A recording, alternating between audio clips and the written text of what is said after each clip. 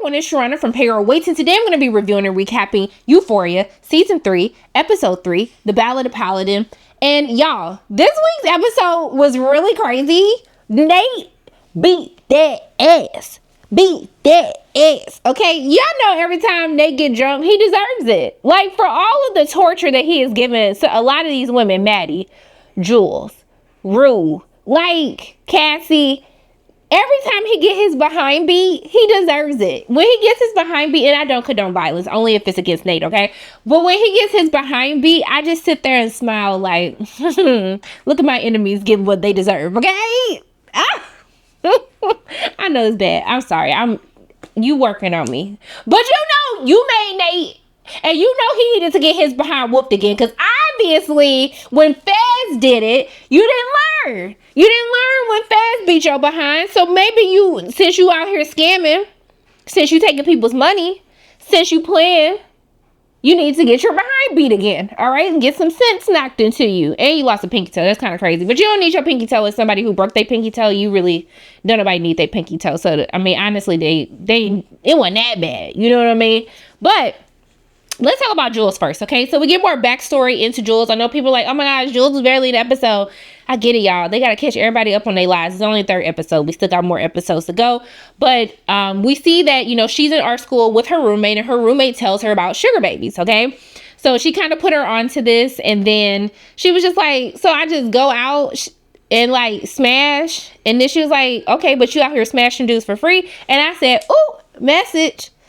I mean, y'all know that y'all done gave some kitty cooter to some broke people before, okay? Y'all know y'all done did that. It's okay, we all been there, okay? If my parents are watching, I ain't did that because I'm a virgin. But yeah, been there, done that, all right? So she goes out on her first date with Rick. Rick definitely looked like a serial killer. Like, if they said that Rick popped up on an episode of Mindhunter or something after this, I would be like, yeah, I absolutely believe that.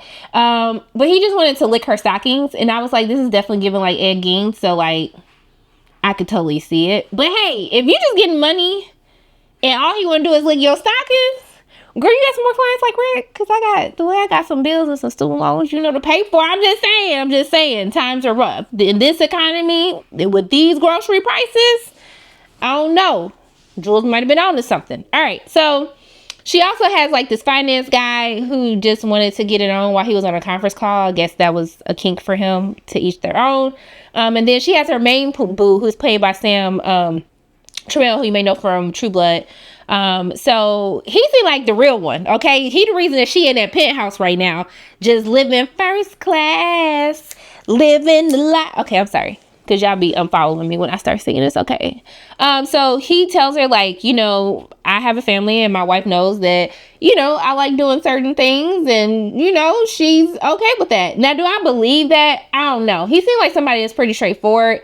I'm sure he might have told her that, but she's probably not okay with that. But she knows like she's not gonna leave this lifestyle, and if he making the type of money that he's making, she ain't gonna say that. She ain't gonna say nothing. Now, I find it hard. I don't know if I would feel like Jules would say the T word. Maybe this is just Sam being Sam again. I guess he just said, hey, I'm gonna offend everyone across the whole spectrum, okay? So I done got on the queer people nerves with Ali, and then I done got on the black people nerves with the N-word. So I guess he said, Jules, let me go ahead and make the trans community upset as well by using that word. Or maybe I'm just reading too much into it. Y'all can tell me in the comment section. I know y'all gonna give y'all peace of mind anytime. So it's crazy because he talks about you marry the best parts of a person and hopefully you can tolerate the worst. And that's, when she's trying to get more explanation about if his wife is okay with the arrangement that they have. I think that's an interesting way of looking at it, because love is a choice. Marriage is a choice, right? And so she's already get a lot of money. My girl was racking in the cash so much that she said she was going to drop out of art school, because she was like, baby, I can still paint, but like, I'm gonna get to this money. And I was like, girl, art school is still gonna be there, all right? And so she got to the point where the plastic surgeon was her only client, because he put her in the penthouse. He was taking care of her. That was his little sugar baby. And so I did think it was weird with the saran wrap. The saran wrap, when he like had her like this and wrapped her up, and then he like kissed her. I was like, Sam, What be going on? Like, do you got some kinks that you need to work out? Have you done this before? How do you just think like, I'm gonna have her stand naked and then we're gonna wrap her in saran wrap and then he gonna kiss her? Like, what be going on in your mind? Do you need to go to therapy? You probably already go to therapy. And if you are going to therapy, fire your therapist because it's obviously not working. But yeah, it was a lot going on, all right? So I guess when she went back to like the penthouse, like he was there waiting for her. And that's kind of like the backstory on Rue. I'll get into the rest of it as we talk about Nate and Cassie's wedding because a lot went down. But I do want to talk about what's going on with Rue. So Rue's still working at the strip club. Magic, who I think is her name Rosalie. Sorry.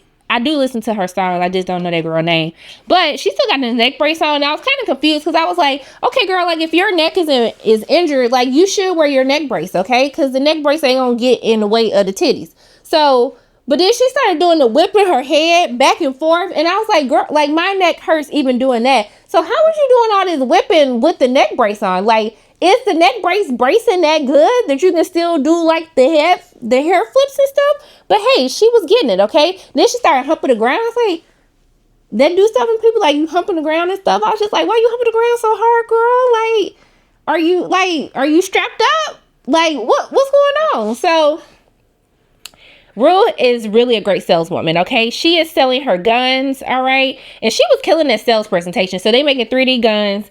And then I was just like, watching her do that, that was crazy than what everybody was saying in the drama. But she really did a good sales pitch. I said, Rue, you know what, baby? One thing you gonna do is sell something and you sold it good, honey, all right? So,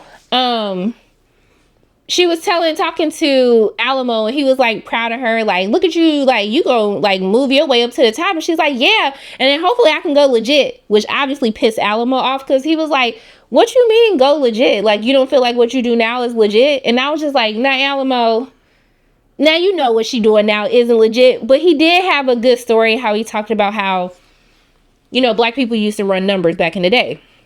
And then basically they made it illegal. And then the government came in and found a way to make it legal, the lottery. And then how they lie about, you know how they say the lottery money always goes to like helping the kids. And baby, in these little raggedy schools, where does lottery money going? Where is it going? Because it ain't going to them schools. It ain't going to them raggedy kids. And it damn sure ain't going to them raggedy teachers. Sorry, my brother, he a principal. He probably won't be mad I said that. But still, where is the lottery money going? Because it ain't funding our NAN scholarship. I'll believe it when I see it, okay? So he was right when he was talking about like the education system is making these kids dumber and dumber. Like, y'all need to know y'all history. And I was like, now Rue, I gotta side with Alamo on this. You was technically right about the whole legit thing, but yeah, because the government be selling guns to other countries and stuff like that, be giving guns to gangs and stuff to throw other people over. So you know what, let's not get into this government conspiracy because I don't want them to shut my channel down, okay? I'm just out here just trying to make a way out of nowhere, all right? So, but if y'all know, y'all know, all right? So, he asked her, like, do you have a moral problem with what you're doing? Like, it was a whole uncomfortable conversation, but he was like, the only thing that you need to concern yourself about is power, okay? And he was like, and how do you get power? By money, all right? So that's all that you need to know. But in the midst of all of this, Lori didn't send a damn pig to the strip club, okay? And then Alamo shoots the pig from around the way, got the blood on one of the strippers, and then she didn't freaked out. Everybody else freaking out. And I'm just talking about, how are y'all transporting these big ass pigs everywhere? Where did Lori and them get the transportation to take? Where did you find the pig? I guess maybe they went to his little pig pen and released one of the pigs, or maybe they sent the same pig back to him. So I don't know. Okay, so they talking about the girl's traumatized. It's a lot going on. And so he wants to get back at Lori. So he asked Rue, what is something that Lori loves most in the world? And she was like, oh, her bird Paladin, which is the Ballad of Paladin. Poor little Paladin. Paladin went through all this stuff over they mess. Paladin and the pig went through all of this. I hope that bacon was good. I bet that bacon was still good though. But went through all of this mess because y'all going back and forth. All right. So Rue invites Jules to be her +1 to Nate and Cassie's wedding.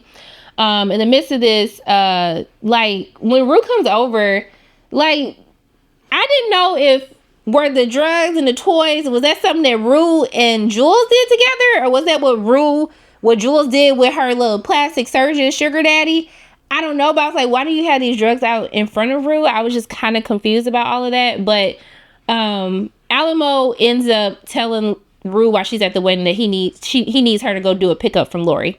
Okay. And so basically in the midst of all of this, Lori and them are like, hey, like, maybe we should kidnap her. Like, the little dumb cousins and stuff. They were like, maybe we should kidnap Rue. And she's like, well, I do miss her. And I was like, so y'all don't stage a whole kidnapping just because you miss her? When really you treated her like crap and you got her in this 360 deal over some money that over 10 bands that you turned into $43,887,000. What? So I love that Rue gets a phone call from Fez and she was like, I miss you, bro. And I like, maybe it's not healthy for me, but I like that they keep Fez alive and he's just in jail. And I like that we have these moments where we get to like talk about his character. So like, you know, Sam makes sure that none of us forget about his character. And I love that him and Rue still stay in contact with one another. And so not Fez talking about he gonna do parkour and escape from the prison. I'll be like, but Fez, how are you saying this on the prison phone like they can't hear you right now? What? Remember what Alamo was saying about the kids getting dumber and dumber? I said, so you gonna say that on the prison phone? On the prison phone. Or maybe he was calling from the little bootleg cell phone. I don't know, but when I be hearing the collection thing, he was calling from the prison phone. But I was just like, that don't make no sense, Fez. I really be trying to root for you. And I hope maybe you do get out. But what? Okay, sorry.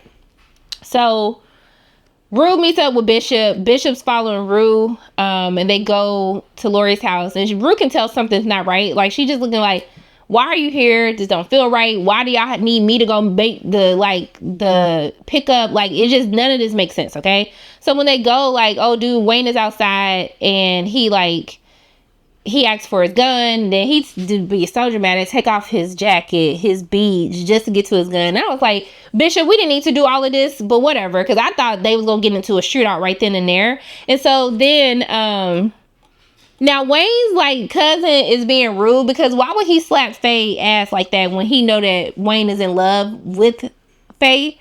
And maybe he just playing with him because he's still like, why would you fall in love with a hoe? And I ain't calling you no hoe, Faye, because you do what you got to do. If you need to get your back blown out, get your back blown out, girl. That's your business. And I'm here to support you. But he's basically like, why would you do that? So then when she come back, like, he kisses her. And I was just like, y'all, all of this is just too much. Like, let's just keep it moving. Let's just keep it moving, okay? So when he said, I bet you could suck a gold ball through a garden hose, I said, sir, I said I'm done, okay? I'm sure people will probably like to see it, but I'm done because y'all are taking it too far and y'all really doing my girl dirty, and I just don't understand why she catching all these strays, all right? And he talking about, he called her a local mattress, and I was just like, why? Why are we doing all of this? Why are we doing all of it? Okay.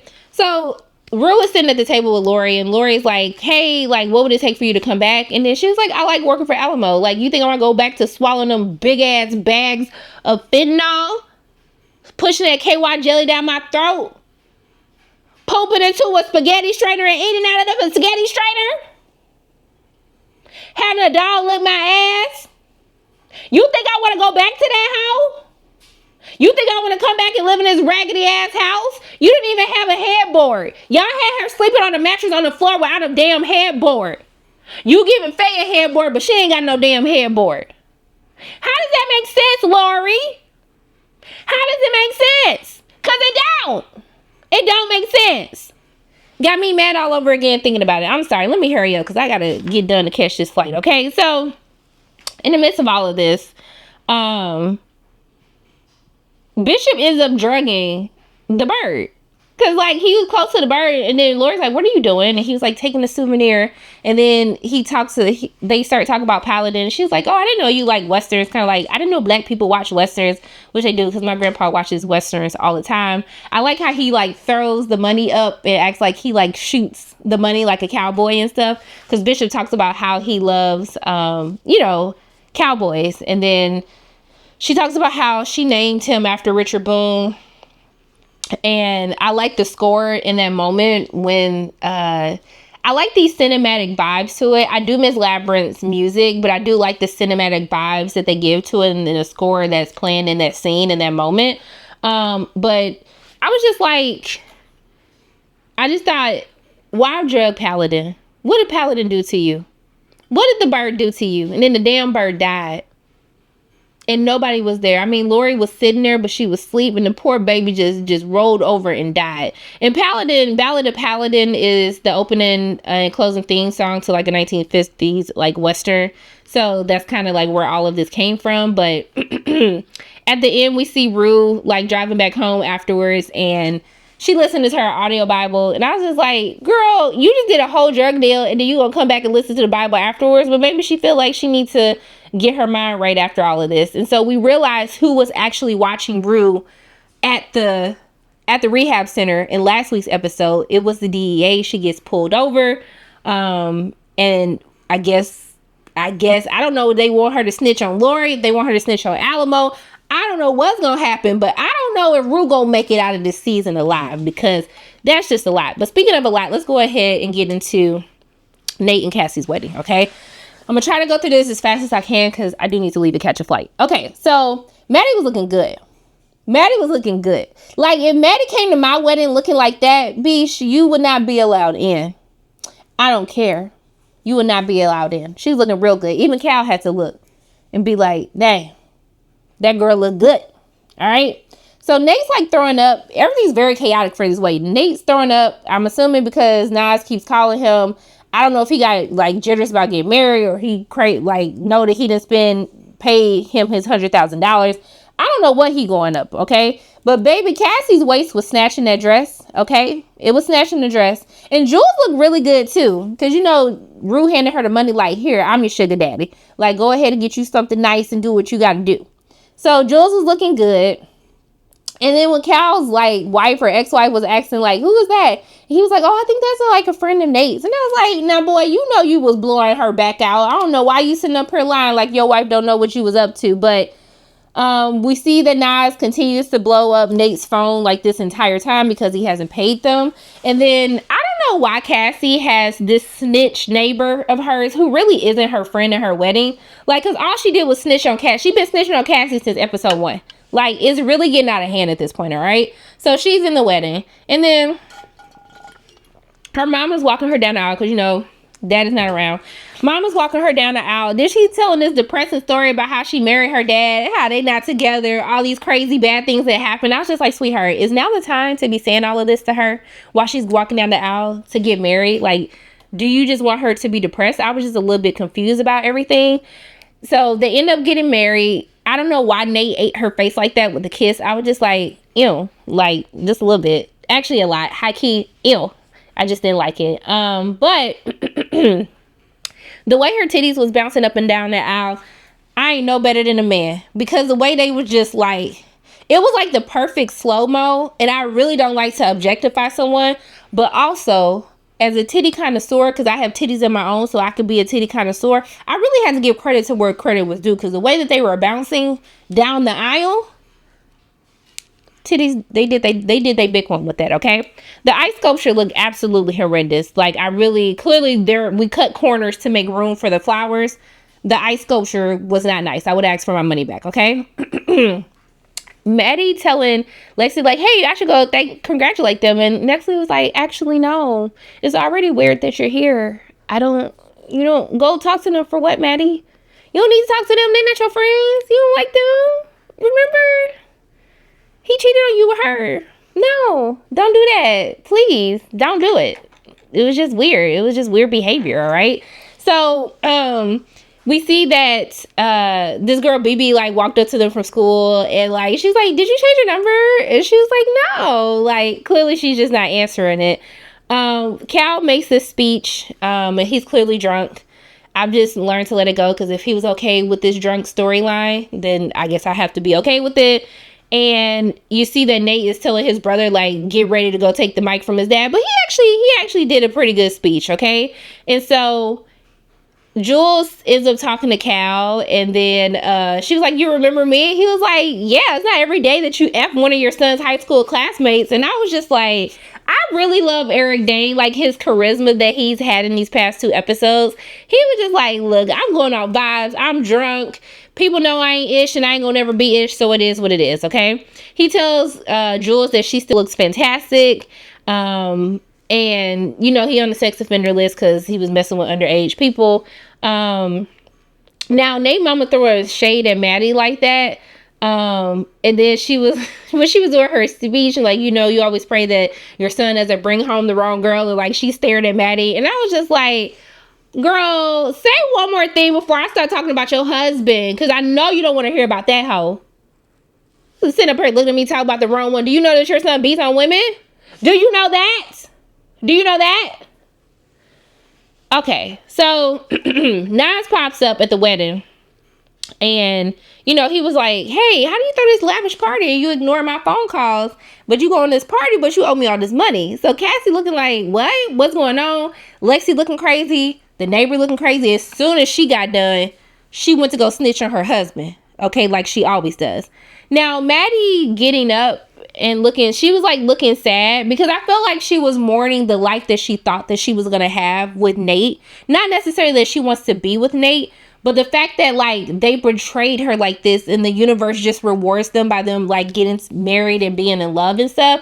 I just think that she just felt like, how did this happen? Like, how do people do you dirty but end up happily ever after together? You know what I mean? Nas tells Nate, like, I'm gonna become your worst nightmare. She got that look on her face like she about to spaz out. Sydney Sweeney actually gives a really great performance in this episode, and even Jacob with the physical things that he's doing when he's getting his behind beat with Nas, like, you know, it's kind of, I thought that they actually had a really great episode, both Jacob and Sydney this week. The way that Nate was still smiling through all of this is like peak scammer behavior. Like, he's just like, smile. Why do you look like you're about to cry? Smile. They're doing their dance. He keeps telling her to smile. I can't believe that Nate actually agreed to that dance. And then probably why Maddie was just like, who is this person? Because it's not the Nate that we know. Still don't make no sense. This is not the Nate that we know. Absolutely not. So they're doing their dance and stuff. And then Nate talking about downsizing and stuff like that. Maddie ends up leaving. I think she's just over at this point because it just comes off fake, or maybe she just feels like that should have been her. I think it was just really just more so like, I can't believe like the universe rewarded these like 2 scammers. But I don't know why her nipple pasties were showing at the wedding. I just thought that was really tacky and it wasn't cute. Nate always got some story to get out of this whole thing with the neighbor friend. He is really doing a number on him, and I hope this man can get his money back, but he can't, even though his wife sees the light. And then he basically told her, like, please control your wife and tell her to shut the F up. And I was like, that's a really crazy thing to do. But I've been around my white friends before, and I saw them, like, I remember I was in high school, we were at Hooters having dinner, and he was like, you know what, Casey, you're being a real F&B. And I was just like, are they gonna start fighting? And then they just talked it out like, you just call people bees and don't nobody square up. And I was just really confused by it. So I guess I shouldn't have been weirded out by this. But he tells them like how there's an endangered flower holding up the business and all this stuff. And he tells them, well, my wife thinks you're pimping Cassie out, you know, and that's why you letting her do OnlyFans, which I do think, because after he gets beat up by Nas, I do think that's going to be the storyline, that Cassie is going to start doing OnlyFans to help pay for her husband's debt. But Nate and Jules have a conversation. They talk about how, like, he was like, you were the last person I thought that I would see you here. And I don't know why Jules snitched on Maddie, though. Like, talking about how Maddie left and stuff like that. And then Nate looking at her saying, you love who you love. And I'm just like, have you worked out who you actually love, Nate? I didn't know that Lexi was a virgin. I was like, girl, I need you to get your backbone out. But if you want to save yourself till marriage, you go ahead and save yourself to marriage, because that's your business and I support you. Cassie's wilding at the wedding. She's spazzing out now because, like, she feels like her wedding night's been ruined. Like, they ain't got no money. Nate in some trouble. She ended up hitting this man with the cork of the champagne bottle. She hit him in the eye. And then they also get another slow-mo where her titties bouncing as they leave the wedding. They got a stretch Hummer, which is so tacky. But once again, you live in a dirty, musty, moldy, just old, ugly-looking house. So I wouldn't expect anything less from you, okay? So Nate says like, hey, I didn't want to tell you. I don't want to tell you before the wedding. I just wanted us to get through our special day, and I'm going to get us out of this mess. And he's like groveling for her, but of course she fell for it because she's a pick me first and foremost. And when they get home, he's like, I want to carry you over the threshold. He carries her into the house, and Nas is basically waiting for him. And they start beating his behind. Even like Cassie tried to stop him, and they hit her. She starts bleeding, and she starts crying even more. It's really a comedic scene because you see him like pulling Nate trying to run up the steps, and he pulling him down the steps and falling down the steps. Now, what I didn't understand is why the bottom of his feet was so dirty. Why your feet dirty? You just be walking barefoot everywhere, don't you? Just all that dirt, all those germs, all that bacteria on your nasty little feet. Because I couldn't even get through the part of them cutting off your pinky toe. I was looking at how dirty the bottom of your feet was, okay? That's no shade to you. If you want to be one with the earth and walk barefoot, that's fine. Just wash your feet. Just wash your feet. It was very distracting for me, okay? But it was really funny when they were doing all of the dragging them down the steps, and she having this nervous breakdown and all of this stuff. And then, you know, Nas says that some women marry wealthy and some marry dead. And obviously Cassie made the wrong choice because she married into debt. And yeah, that is one hell of a way to spend your wedding night. Like, and it's crazy because when you see people like Maddie looking at someone like Cassie and Nate, who on social media, they live this picture perfect life, when really he's in debt. He's a scammer. He's getting his ass beat on his wedding night. Cassie's crying on her wedding night because she just had to watch her husband get her ass beat. She bleeding. She done got blood on the dress. Like, when y'all watch people through social media and you watch the aesthetic that people present to the world, and it's like so many people wish that they had the lives of all of these people, when really they want the facade that these people have, and they're really living miserable lives. You see Maddie mourning the fact that this is the life that she was supposed to have with Nate. Not that she necessarily wants to be with him, but even with you being upset by that, these people are miserable. They can't even be happy on their wedding day. They can't even be happy on their wedding day, living a miserable life.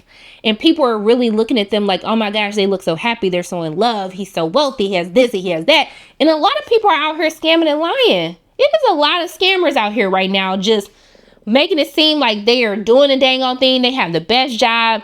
They have followers. They're a great influencer. They just live this great life. And that's just not true. So I really hope that this episode teaches people, like, stop living through other people. Stop watching other people's socials. Stop trying to do what they do. Stop fantasizing or romanticizing a curated thing that you see on social media, or how he's telling her, keep smiling. And you can see Cassie wants to break down. How these people put up facades for the world to see, so they can't see how they're really drowning behind closed doors. Overall, for me, out of the 3 episodes, I really like this episode because I love the acting with Jacob and Cassie. I love the whole back and forth with Rue getting involved with this whole stuff with Lori. What's going to happen with the DEA pulling her over? Who do they want her to snitch on? Are they trying to take down Alamo and Lori's? Are they trying to take down both of their infrastructures? I don't know, but it's going to put Rue in a lot of danger. It's going to put her in a crazy predicament. So I'm interested to see how all of this is going to play out. And I do want to see more interactions between Jules and her sugar daddy. But yeah, like overall, I actually like this episode. We actually got to have everybody together. So maybe that's why I like the episode even more. But yeah, I thought this week's episode was pretty good. Didn't offend as much, but still offended people. I mean, if that's your goal every week, Sam, you're doing a great job, honey. All right. You're doing a great job offending people. You know how to get all the communities every single week. You just make sure, like, hey, you thought you were left out of being offended? Here's one for you real quick. Okay. But yeah, those are my thoughts on Euphoria season 3, episode 3, The Power of Paladin. And we kept this under 30 minutes. It was still almost at 30 minutes, but we got it a little bit shorter this week. Okay. Make sure you guys join the live stream. Probably be going live now by the time you're done watching this. But those are my thoughts on the episode. As always, my name is Sharona from Pure Weights. And if you like what you saw today, make sure you hit the like button, hit subscribe, share this video with your friends, and make sure you hit that notification bell. And I love you guys 3000. And until I see you again, bye.